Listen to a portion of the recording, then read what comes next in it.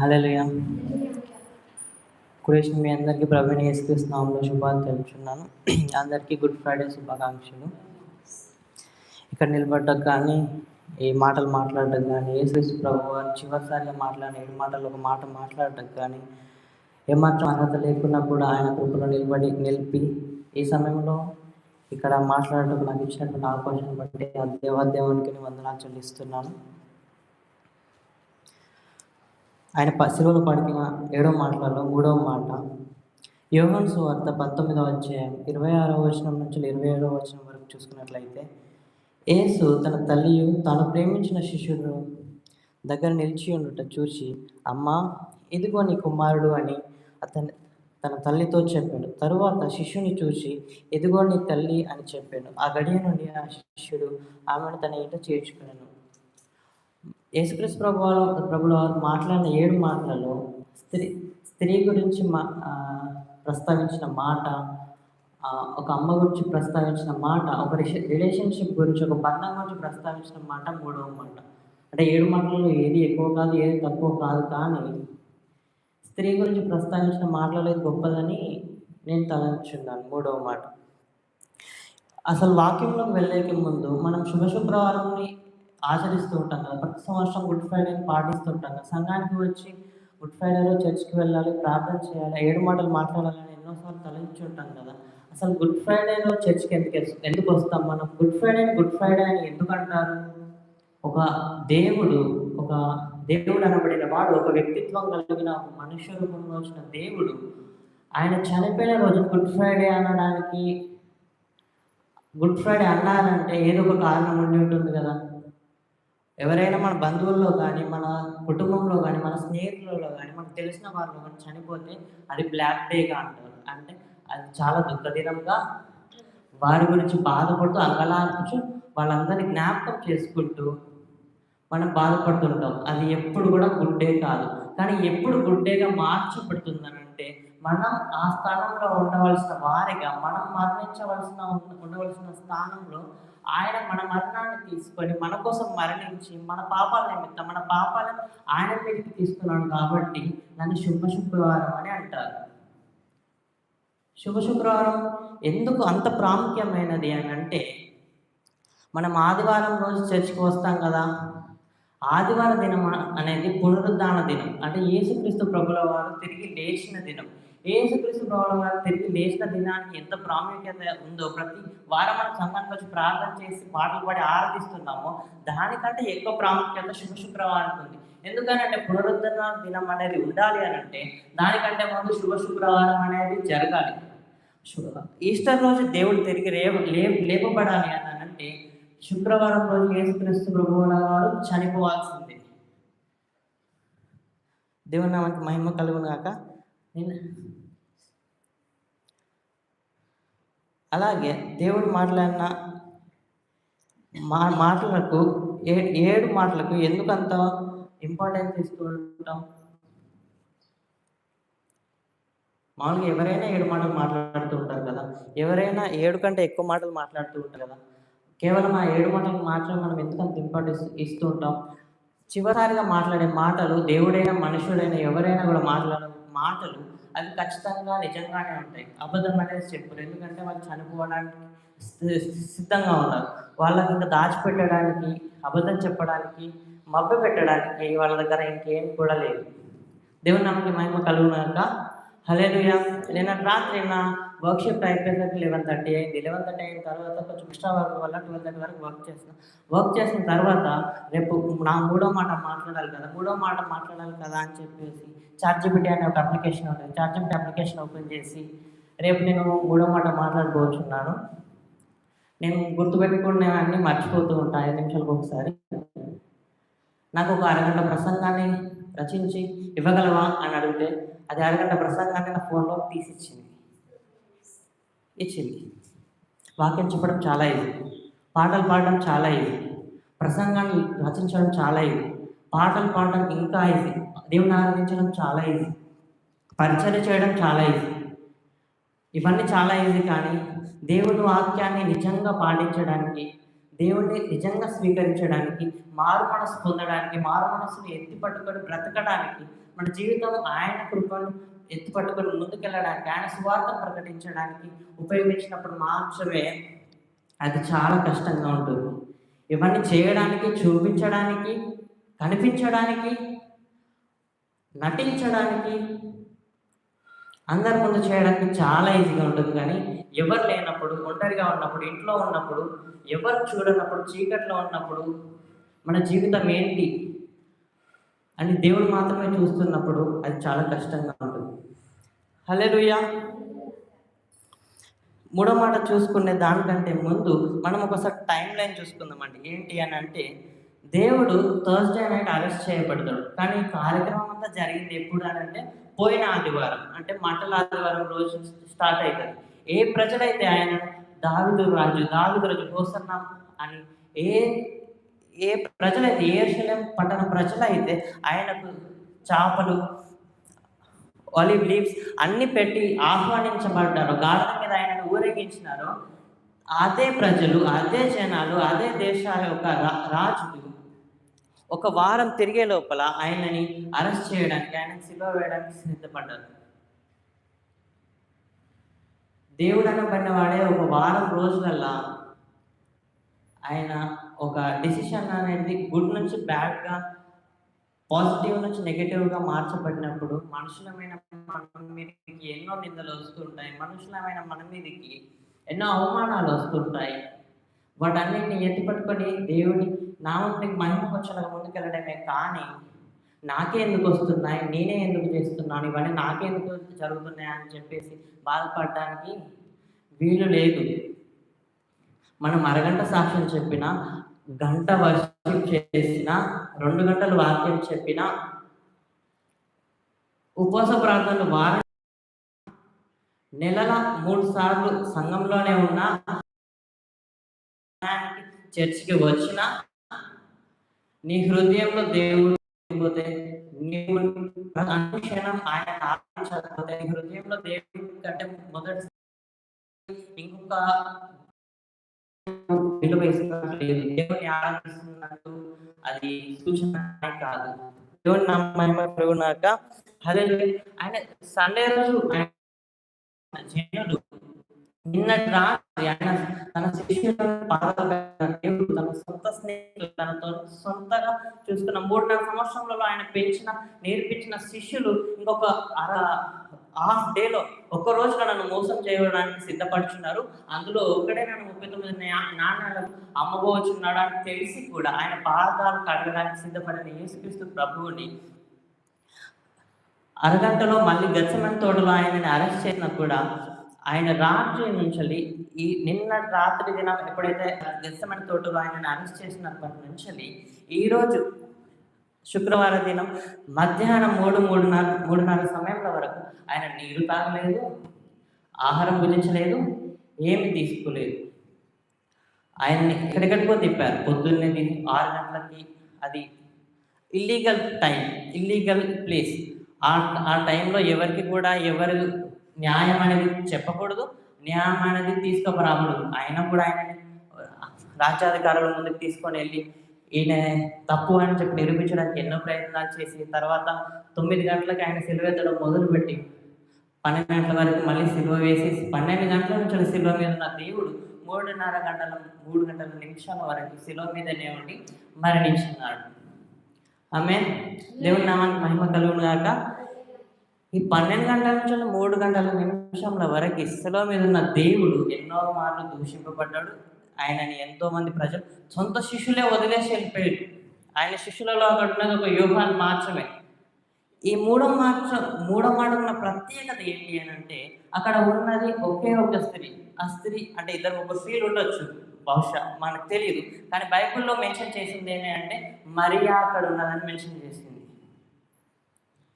యేసుక్రీస్తు ప్రభుల వారి తల్లి మరియా అక్కడ ఉందని చెప్పేసి మెన్షన్ చేస్తుంది. ఇందులో ఏంటంటే, అక్కడ ఎవ్వరూ శిష్యులు లేరు. ఉన్న స్త్రీలు దేవుని శిలువ దగ్గరే కిందనే ఉన్నారు. ఇందులో మన మేరీ గురించి ప్రాముఖ్యత ఏంటి అని అంటే, యేసుక్రీస్తు ప్రభుల వారిని 9 నెలలు మోసింది. ఆయన పాపం లేకుండా పుట్టాడు కదా!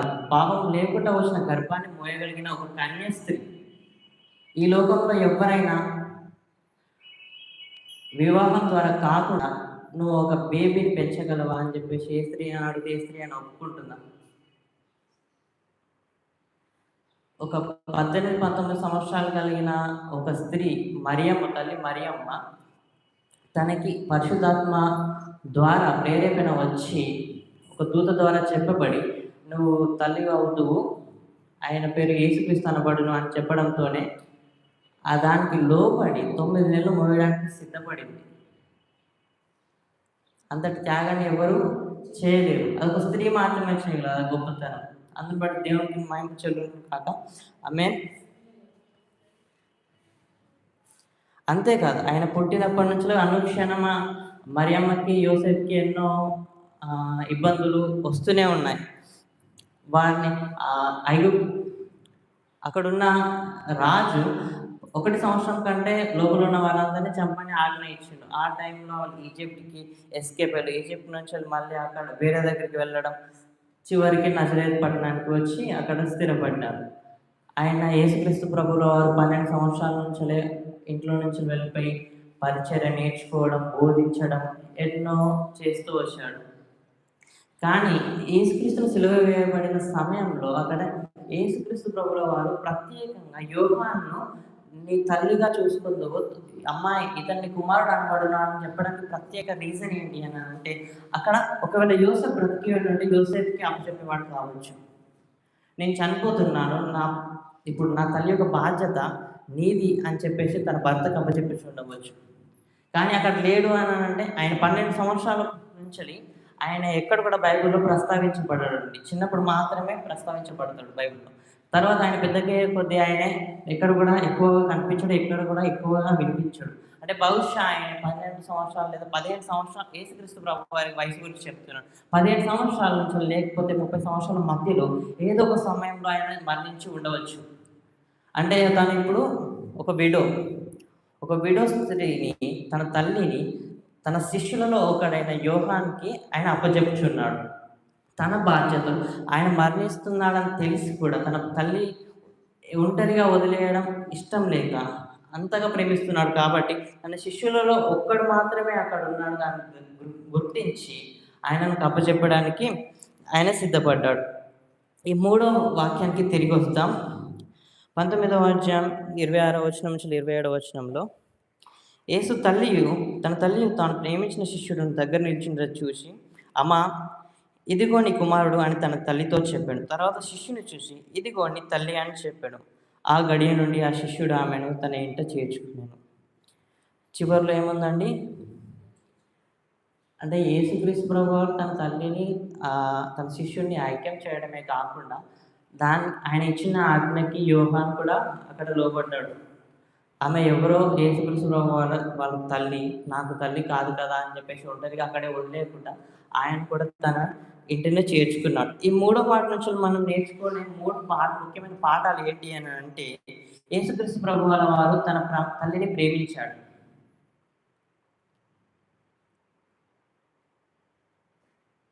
అందరు చెప్పగలం. యేసుక్రీస్తు ప్రభుల వారు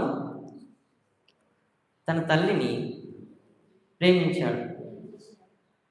యేసుక్రీస్తు ప్రభుల వారు తన తల్లిని ప్రేమించాడు.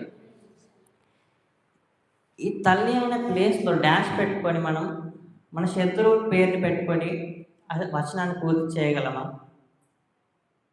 యేసుక్రీస్తు ప్రభుల ప్లేస్లో మన పేరు పెట్టుకొని తన తల్లి ప్లేస్లో మన శత్రువు పేరు పెట్టుకొని ప్రేమించాము అని చెప్పి మాట ఇవ్వగలమా?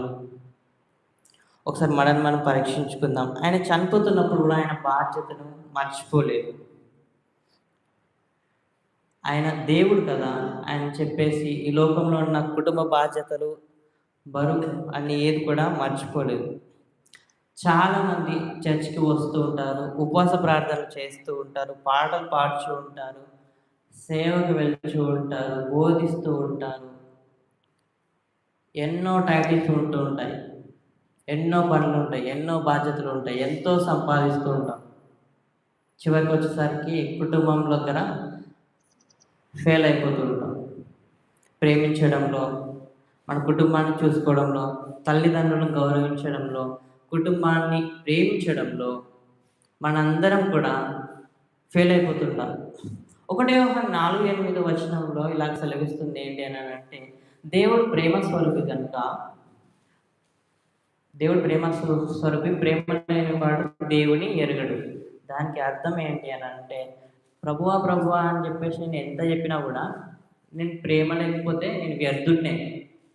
నేను 2 గంటలు ప్రార్థన చేసినా కూడా, 4 గంటలు ఉపవాసం చేసినా కూడా, సంఘంలో హాఫ్ డే ఉన్నా కూడా క్షమించే గుణం, ప్రేమించే ఆ బిహేవియర్, ఆ మనసు మన లోపల లేకపోతే నేను వ్యర్థుడినే.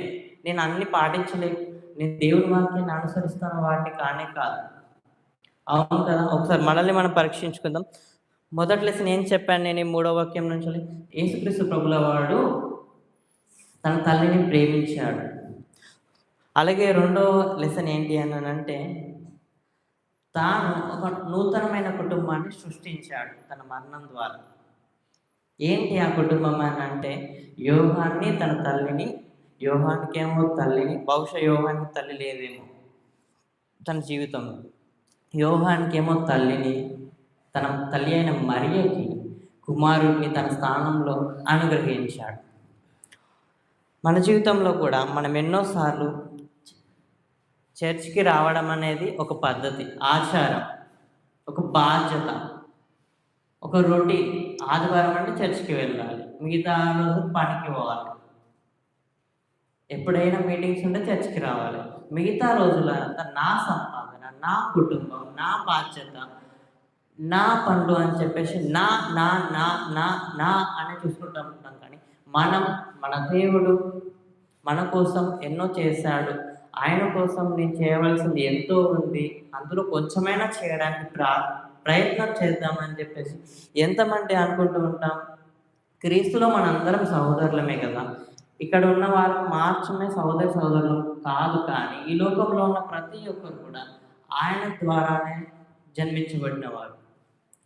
ఒకవేళ యేసుక్రీస్తు సొంత రక్షకుని అంగీకరించుకున్న వారైతే ఆయనలో మనందరం సహోదరులు అనబడతాం. యేసుక్రీస్తుని అంగీకరించబడిన వారు అయితే వాళ్ళు అన్యులుగా ఉండబడతారు.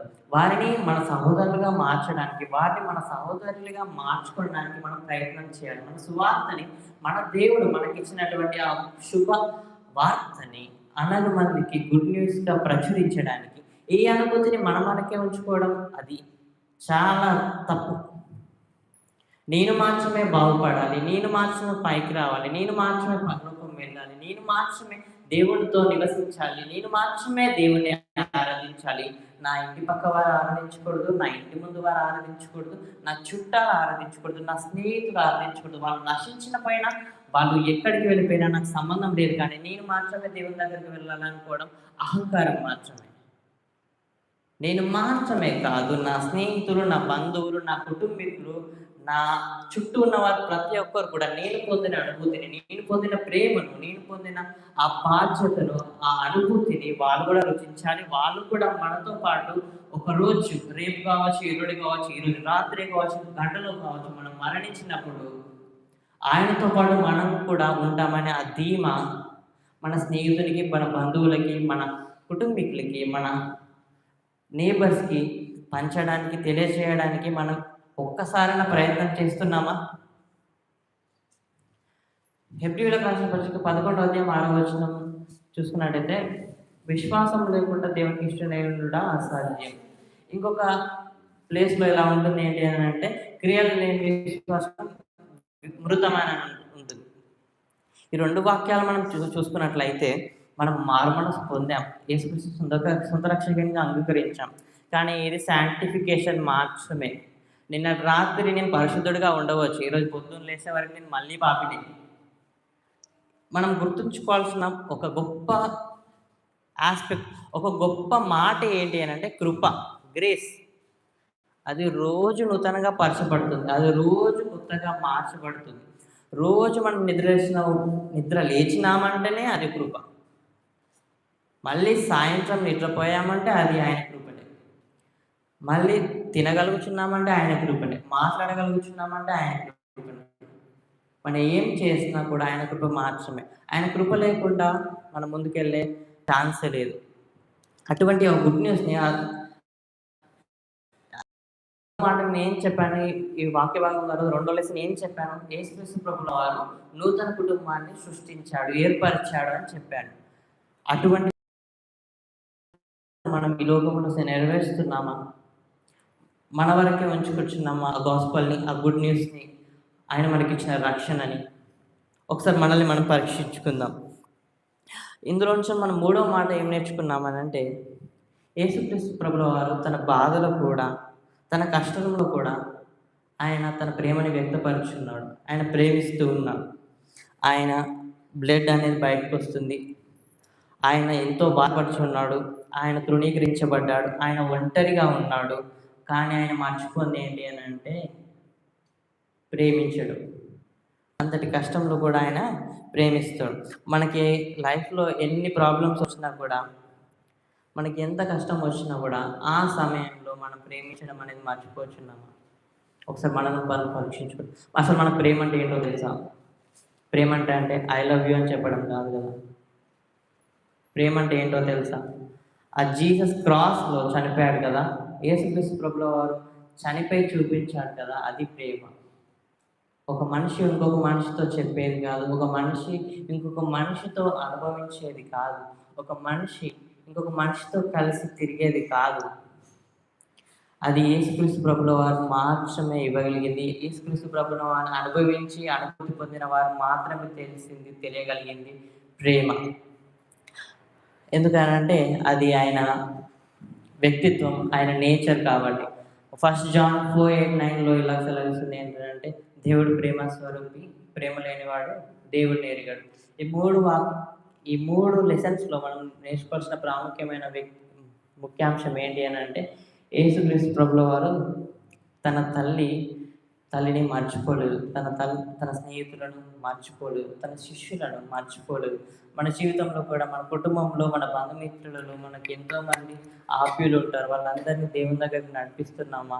ఆయన మనకిచ్చినటువంటి రక్షణ వారికి పంచుతున్నామా అనేది మనం పరీక్షించుకోవాలి. మనం ఎంత సంపాదించినా, ఏం చేసినా, ఎంత బ్రతికినా కూడా మన తల్లిని, మన తండ్రిని, మన భార్యని, మన సహోదరిని, మనకు పుట్టబోయే కుమార్తెను, మన జీవితం మొత్తం ఒక స్త్రీతో ముడిపడి ఉంది. అటువంటి స్త్రీని గౌరవించడానికి, అటువంటి స్త్రీతో క్షేమకరంగా, సంతోషకరంగా ముందుకెళ్ళడానికి మన జీవితంలో ప్రయత్నం చేద్దాం. యేసుక్రీస్తు మనకిచ్చినటువంటి ఇటు భాగ్యాన్ని, ఇటు కృపని కుదిరితే ఒకరిద్దరికి పంచడానికి మనం ప్రయత్నం చేద్దాం. దేవుడి మాట దీవించి మన అందరి జీవితాన్ని ఫలభరితంగా మార్చును గాక. ఆమేన్.